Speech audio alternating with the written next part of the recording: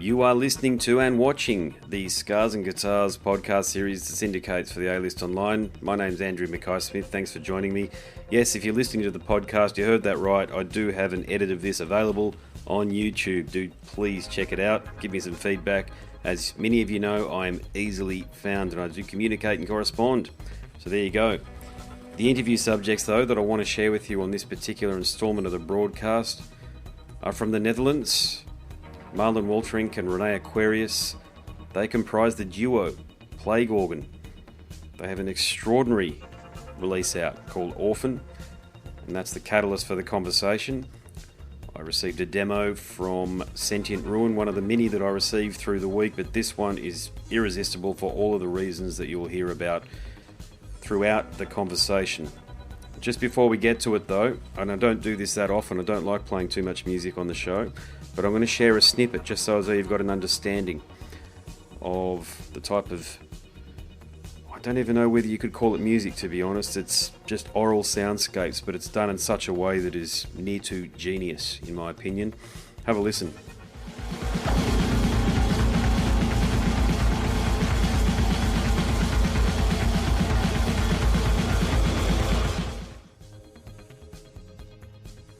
Okay, you heard it. So let's get to it. Here they are. Marlon Wolterink and René Aquarius from Plague Organ. I'm so impressed with the music that you've put together on this thing. I've never heard anything like it, to be quite honest with you, which is really saying something for me as a muso and having done 600 interviews at this point. Well, thank you very much. It's also hard for us to know what we actually made, because we have the same problem when we were done recording the album and listening back to it.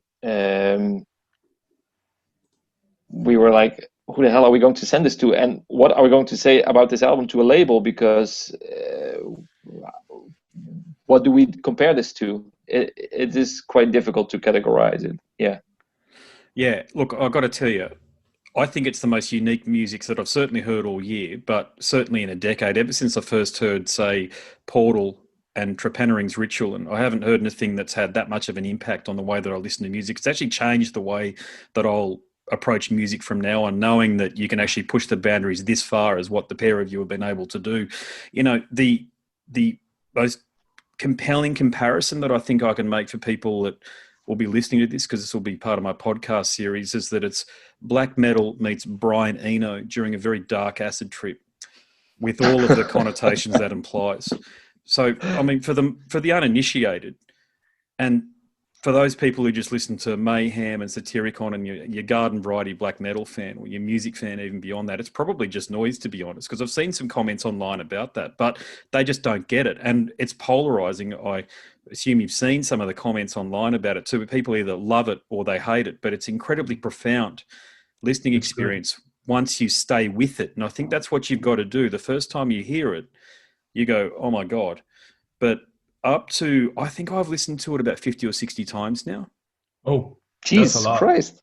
Yeah. I mean, I listened to it for 4 months or something. Continuously. I've listened to it probably 3 or 4 times a day ever since I got it, which was about 3 weeks ago or so now. Yeah. So damn. Because it's got its hooks in me. It's really got its hooks in me. And every time I hear it, I can hear new things. And that's even after the 50th and 60th listen. So it's very dense. It's very layered. Mm-hmm. It's multi-textured. But the most profound thing that I can say that it does is I listen to it when I'm going to sleep. I have it on repeat. And when I'm in that semi-dream state, it induces hallucinations. Oh. Okay. Well, that's well, thanks for the kind words, because it's great to hear how people actually listen to the album and what they get out of it. So that's great. And of course, the comments that you mentioned that you see online, it's basically with every release. Like, some cater to a bigger audience, of course, than others, so they are more popular. But in the end, it's with every release. Not everything is for everybody, and that's totally cool. At least, when people say it's boring or when they don't understand it, at least they took the time to listen to it, which is already great, because what more can we ask for? I mean, if people listen to it and don't like it, that's okay. If people don't listen to it and say they don't like it, that's something I have more of a problem with, because it's basically based on misconceptions. But yeah, if people like the album, that's great. If they listen and they don't like it, that's cool too. I mean, there are so many bands and music out there. You can always find something you'd like. Very true. So the obvious question, and the next question for you, is how on earth did you do this? As I say, it's one, you know, it's so dense and so layered. It's a single take, or it either took you about 1,000 takes to get right. It can't have been in between. It is actually somewhere in between. Yeah, got it wrong. We did not. First, we did not set out to make the most aggressive or psychedelic album ever. That's not our intent. We had a few ideas to work with, and what was done in a few takes was actually René's drums. He did about 3 takes continuously of the entire track of 40 minutes long. So what you hear is actually really live. We had a concept of something about 15 minutes, 20 minutes, and we thought, okay, that is our basis for the entire track to work off. It was the choir you hear, the voice, the cerebral voices you hear in the track. René had the idea to play a good blast beat on it to keep momentum. So that was something really nice. So he played that for 40 minutes, something, 3 times, completely exhausted. This is how it started out. René, can you chime in? Yeah, no, that's true. What we basically did is the vocal samples that the album starts with. That was the beginning of it. Then we laid on top of that the drums, and after we had that basis, we thought, okay, it needs more, but we didn't want to add like a standard electric guitar, like to get a metal vibe out of it, because it was already sounding quite metal, but not in the typical sense. So we discussed what can we do, and we came up with, yeah, let's just add bass, but also not in a traditional sense, but just riffing along with the blast beat. And that's what Marlon did on top of what we already had. So I think you did it that was a single take, like a continuous take. And I remember you sitting in the studio playing for 40 minutes, getting totally numb. But in the end, I think that was really important, but because what we didn't want to do was a 10-second sample or a minute sample and then just copy paste, because it was possible to do it like that. But I think, and what you also talked about, Andrew, the most important thing is the micro differences from minute to minute. Mm-hmm. So it isn't a copy paste ordeal. It's just us playing it live, and the little variations that it brings along makes it interesting. Yeah, very interesting, to say the least. And let me just qualify. Like, Sentient Ruin sent me through the album weeks ago, so that's how I've been able to listen to it so much. I assume it's only just been released for the general public or thereabouts. But look, I get sent tens of things a week, and I'll give everything one listen. I can tell you that. And yours got me. Very unusual experience with yours. It got me on the first listen, as it keeps on getting me on the 50th and 60th listen. And I suppose I can absolutely hear. I'm a musician myself, if you can't tell behind me here. Bass. Yeah, nice. That's it. Bass and a bit of guitar, a bit of kids' drums here too. My daughter's playing the drums over there too, trying to get them. Oh, that's great. Involved from a young age, But I could hear that it wasn't copy and pasted. You didn't Pro Tool it. In other words, you might have recorded it with Pro Tools or thereabouts, or a program similar. However, I could hear that it was, especially with your drums, René, I could hear through the slight variations, and it's that attention to detail that I truly appreciate that the both of you were focused on with this release here, because I suppose it would be fairly easy for lesser musicians and engineers to do something like this as a concept, but then just do, say, 5 minutes and then just layer it, bang, bang, bang, and make it a cut and paste job. You haven't done that. You've actually paid attention to it from the perspective of it is a unified body of work, as only musicians can do. So you can't demo this sort of stuff, I assume. So when you were actually recording it, did you actually have a strategy, or did it just unfold? Like I said, we had that 15, 17 minute basis to work off. Our concept was to play the track. We want René played for 40 minutes, so that was our complete intention, and do as little as possible edits. And then we listened to the track over and over and over, maybe just as often as you did, and made sure we focused on keeping the flow. Just keeping a flow, not, like I said, no copy pasting and stuff like that. So if we created the vocal track, it changes throughout the entire track. It stays quite the same, but it changes. It's in no spot, it's exactly the same. It's slight variations all over. And we did add small and little things just to make sure the flow keeps flowing, so to speak. Mm-hmm. So a little flageolet of a guitar and a deep bass note somewhere, just all by feel. It's not there's no verse, there's no chorus. It just keeps going. So it's entire. Every time we're listening through it and we feel, okay, here's a spot, it needs something, then we did something. So it took a lot of listens and a lot of listens and re-listens, and how does it feel? Do we both think it's cool? That's how we approach the entire track. Yeah, and I think what's also important, we every time we added something to the mix, we just let the music lead us. We didn't have a preconception of what it would be like. Like Marlon said, it's not about the most aggressive or the most psychedelic album, but it's just whatever we think the music needs. We just let the music speak for itself and try to go with that. So René, with the drums, I love the cadence of the beat. You're on it, but occasionally you go slightly behind, and I love that as a bassist. Okay, because too many drummers play slightly in front of the beat, and for me as a bassist, it's almost impossible to lay a solid groove down. And I know that's not what we're trying to do here, but you can't change the internal rhythms. You know, those rhythms that we each have inside ourselves as musicians.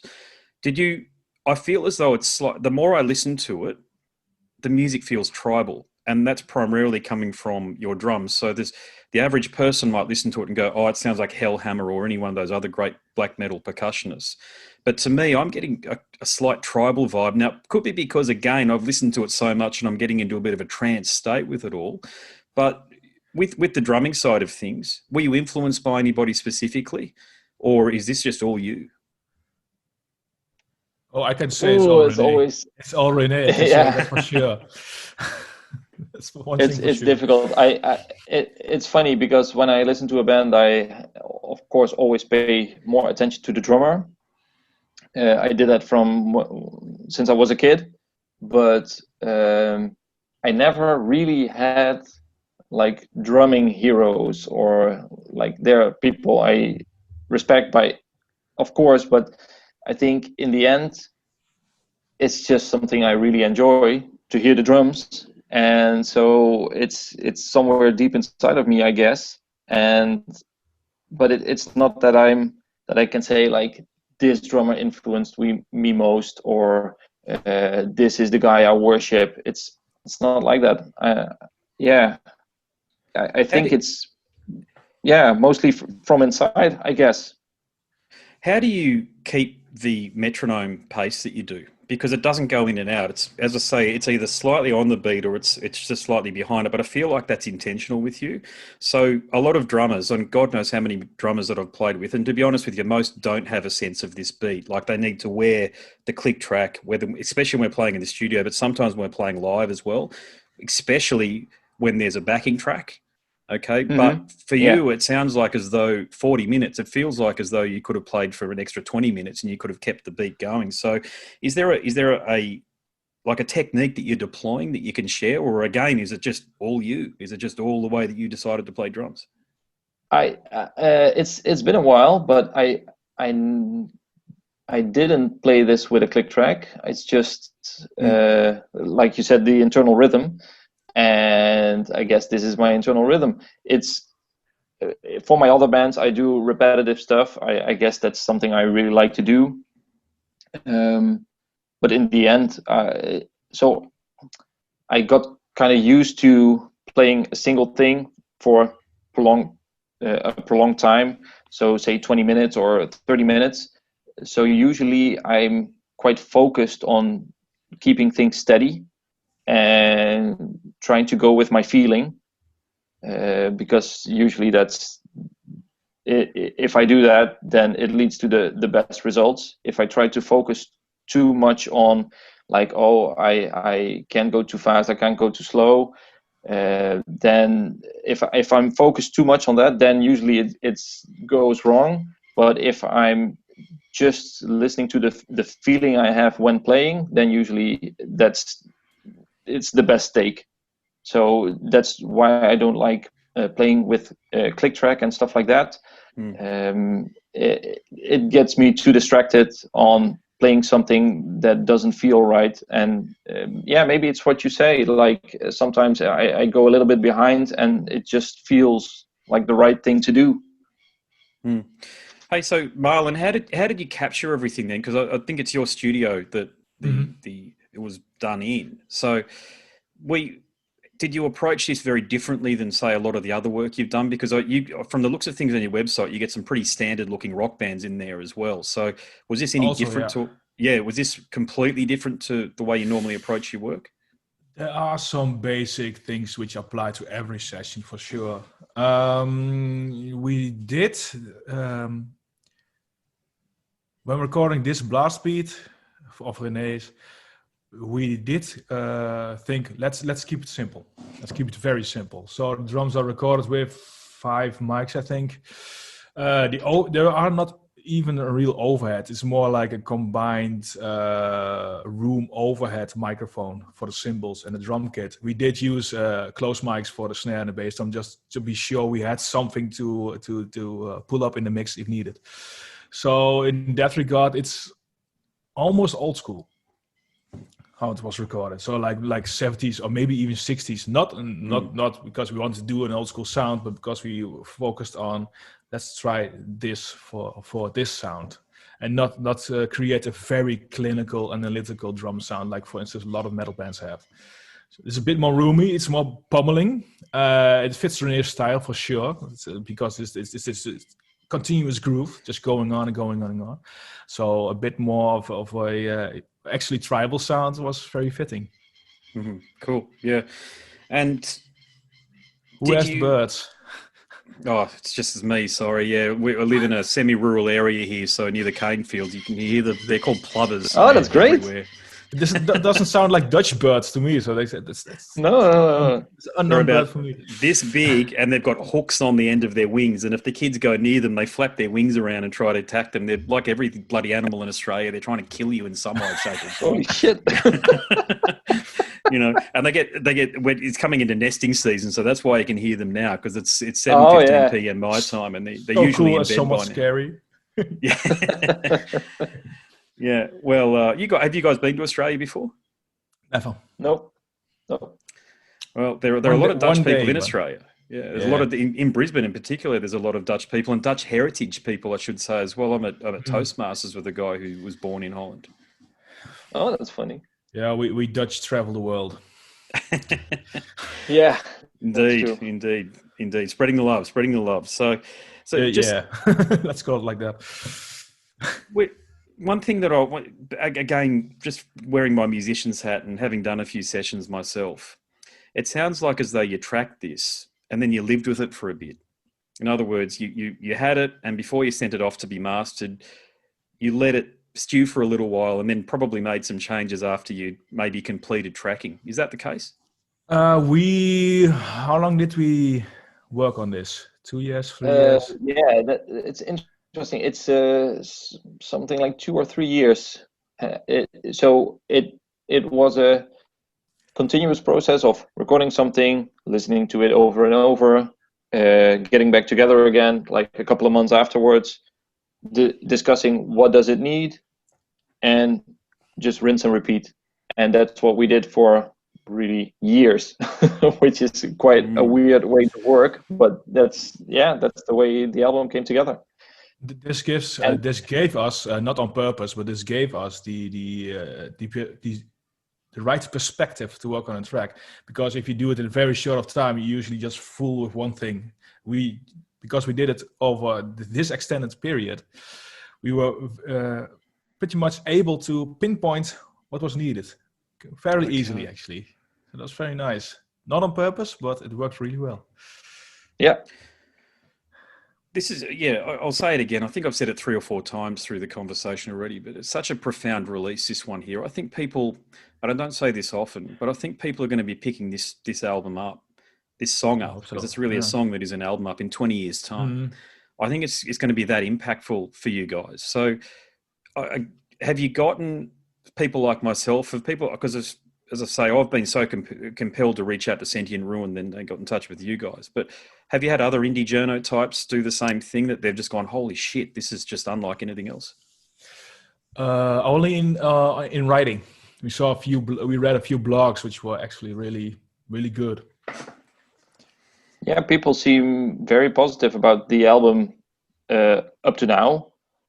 And I also had a couple of friends reach out to me. Like I'm involved in a lot of music, and usually friends like your Facebook post or whatever. But now I even had a couple of friends like actually writing me a message like, "Whoa, this release is really cool, and I want to buy the tape." And so I was quite surprised, because in the end it's just like a very extreme album on all accounts, and people seem to dig it, and also it's selling quite nice on the label. The label guy said, I'm going to make 100 tapes. We can be happy if we sell them all. And now, we already done with the second batch of tapes. We're almost out, and he wants to do a vinyl release of it as well. So oh man, unreal. It's I didn't expect any of this, to be honest. So it's a very nice surprise. Well, congratulations to both of you on it. No, I've ordered the tape, by the way, the cassette tape, because I've got a cassette player and I love listening to cassette tapes, and I can't wait to get it on vinyl as well when you guys do that. And it's got that quality. It's almost, I meant to ask this question earlier, Marlon, but it's almost got an analog quality to it. I understand it's probably been recorded digitally, but did you have an intent to try to capture the sound so as it sounded analog? No. I can create an entire discussion about what analog is, but it is recorded digitally, but it is recorded through analog gear, that's for sure. And there is a lot of saturation and distortions happening, but not in the obvious I have a guitar distortion way. So it's more subtle. It's more like it makes the sound a bit fatter, maybe more analog. Maybe that is what you describe as tape sound. It's the saturation thing, what is happening in the entire track. The other thing too is the artwork is perfect for the music you guys have come up with there. So who did you work with there, and how did you decide on what the album art concept would be? It was created by... it's done by... No, you go ahead. It's done by Stefan Tanneur.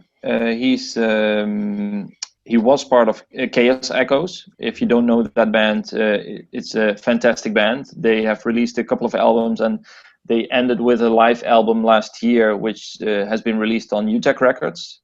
So if you haven't picked it up, go and do it, because it's really great. And he's a fantastic artist. He worked with a lot of bigger metal bands, also Skeleton Witch, for example, Succumb, which came out on Flenser Records. He did the cover art for that one as well. And I knew him a little bit, so Marlon and I discussed it, and we said, he has a great style, let's ask him. So we asked if he was available, and he felt really happy to do it. And we sent him like a rough mix at first to get a grasp of what we were doing. And he liked it. So we just gave him the music, we gave him the lyrics, and we said, please do something with this. The choice is yours. You're the artist. I'm sure you can make this work. And he came up with this beautiful artwork, which was also kind of new for him because it's a style he usually never works in, and also it's quite colorful. So he was really happy with the end result as well, because it was all new for him. So I think it all really worked out very nicely. It's a complete package, and because we're in this bloody COVID-19 lockdown situation where we can't play live and you guys can't even probably get out and even talk to people about it, you've got to do this sort of thing here. Is there a strategy for promoting the album? I know you've got some stuff out there online through Sentient Ruin and the like, but I know it's not the type of album too that you could reproduce live with musicians and the like. So an album like this, this is the first time I'm saying this as well through this period, because there's been so many great albums this year that were recorded last year. I've obviously planned last year for release this year, not realizing COVID would happen, and they've fallen through the cracks. In other words, people don't even know that they're out there, because especially alternative and rock and heavy metal musicians, we can't perform live at the moment. That's really the arena. So is it one of those things where you've just sort of put it out there and whatever comes back to you, like people like me? As I said before, we weren't expecting anything. I mean, the label wanted to make 100 tapes, and we were already counting our blessings if those 100 would sell. But now it seems to be a bit bigger than that. So I guess we're just now waiting for the reviews to come out, because we know that some reviews are being written at the moment. And hopefully we can get some more interviews. It would be really nice to just spread the word a little bit through interviews. But it's difficult. I mean, as you said, nobody can play. We're all stuck at home. A lot of music is being released, so the competition is absolutely it's insane. So in the end, it's something. If you don't have a big PR budget, it's difficult to push a release to an extent that everybody knows about it. So I just hope that we can get some good word of mouth advertisement, and hopefully people will pick it up through that way, because I think that's the best we can hope for at this moment. So correct me if I'm wrong, there's no social media presence for the outfit? No. Yeah, no, right. that's true. Yeah. That's true. Yeah. Why is that? We didn't make it. Just didn't want to do it. No, because René has his projects, I have my projects. We, like I said, we did not expect it to do very well. We didn't expect anything. So it was like, we have a project, check it out. If you like it, cool. If you don't like it, also cool. But it's getting picked up. So maybe we have to do it something. René? I don't know. Yeah, maybe, but it's always difficult with these type of projects. Also for other bands that I have, you got a Facebook a page, and what do? You share a review, you share the artwork, but at some point there's not much to share anymore. So then basically the Facebook page is dead, and that's always the difficult part with the projects that I work continuously on. Like Dead Neanderthals, it's different because we have a lot of releases, and sometimes things get back in stock, and we got some more fans, so people want to know about that stuff. And in that regard, Twitter and Facebook is quite comes in handy. But for a project like this, it's difficult. Also, what do you get out of it? Because if you have a few fans on Facebook, you post something and then you get 3 likes because nobody sees that stuff. It all gets filtered out. So it's difficult. Yeah, I know exactly. I know exactly what you're saying. So I appreciate that the success. Let's call it what it is. It's a successful release, and that's been a bit of a surprise for you. And look, I can tell you, I just finished university. I'm a journalist, a qualified journalist these days, but I majored in social media, and that shit is hard. Social media Yeah. marketing and internet marketing is a dark art. And anybody who tells you they've got their head around it is lying, because that stuff shifts quicker than they can rewrite the algorithm, at Google and Facebook and Twitter and Instagram and the like. And look, I've got to say, I just think it's a necessary evil overall. And your comments resonate, René, because I post a lot of stuff and I might get 3 or 4 likes. It's literally what you say, 3 or 4 likes. Yet I can see at times up to 5,000 people will listen to a podcast episode. So I know that I've got engagement, but in terms of people listening, but my people, probably like people like yourself, people like us, we're doers. That's what I'm trying to say, is we're doers. So social media is just one of those things that necessary evil, unfortunately. Yeah. But what do we do? It's here to stay. On the other hand, I must say that Twitter is great to reach out to people directly, and also in the past, I've worked with some people that I didn't know or that I thought were out of reach. But if you connect through Twitter and you see that you have a lot of common ground, that can create a nice atmosphere. And so in that regard, Twitter is nice because it's not about the numbers. Like your post may not get 1,000 likes or whatever, but if one person reaches out and tries to tell you how much he likes the album, or wants to ask you a question directly on how it was recorded or whatever, that is kind of nice. I mean, it's small, but it's really nice that people take the time to look you up and try to connect. So in that case, I think Twitter is cool for that. Facebook and the other stuff, I don't know. It's just not working anymore. Fun fact for me is that Facebook is working really well for me and not Twitter. Oh yeah? Yeah, Facebook that's funny. Yeah. Because I have a studio, for some reason people connect through Facebook, not even a studio page, but on my own personal page. Like, what do you want to do some stuff? Yeah, sure. So that's a whole different approach. So Instagram, not that good. Twitter, not that good. But Facebook works really well for me, for whatever reason. Yeah, it's funny. So it's really funny. So I think it's really dependent. I think if you are a musician, then Twitter is better. But if you're more like a studio thing, company, so to speak, maybe Facebook works better. I don't know. Yeah, I have no idea. Yeah, I definitely find Instagram's about the only way that I get cut through, believe it or not. It's Facebook does virtually nothing. And I just cancelled I do have a professional, because I'm a journalist. I've got a professional Twitter account with like 20 followers or what have you. I don't even look at it, to be honest with you. But my Scars and Guitars one I actually cancelled, because I didn't believe in repurposing the same content across all three. And as it is, I just post on Instagram and just let it go through to Facebook, and then just sort of fix up some of the social media tags and the @ to make sure it goes through to the appropriate socials pages and the like. But Instagram by far is the number one, I think. What I do notice that every social media platform has its own audience. So it's rarely cross-platform. It's the Twitter audience, it's the Facebook audience, it's the Instagram audience. They don't cross-fade and they don't cross over. It's kind of weird. I'll better make this my last question, because I'm aware you've got to get on with the rest of your day. But I know it's early days and you've just released this, but I'd love for you to say, yes, we plan on doing more releases like this in the future. So is that the case? We didn't plan anything yet. We had exactly small idea. So maybe we should do a second one. But that's all that was said.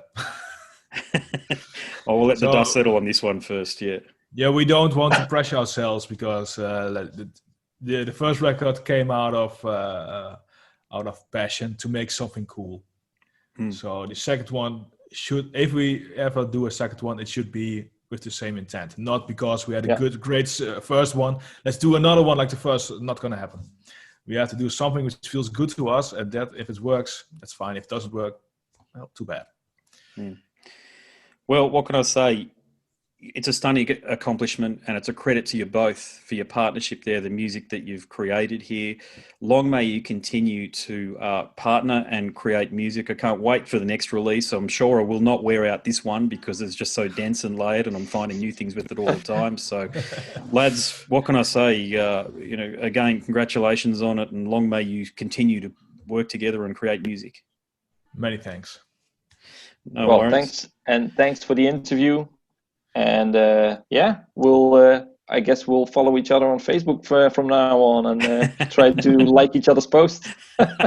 4 likes. Absolutely. Yes. Yeah. I'll go from 3 to 4 likes, or maybe 5 likes. Yeah, there you go. Great. So what I'll do from here, lad. Well, there you go. That was the duo that comprised the Dutch outfit, Plague Organ, Marlon Wolterink and René Aquarius. Thanks so much, gents, for appearing on the show. My name's Andrew Mackay-Smith. I hope you've enjoyed both the podcast edit and that you've had time to check out the YouTube edition and vice versa, as a matter of fact. Until next time, take care. Thanks.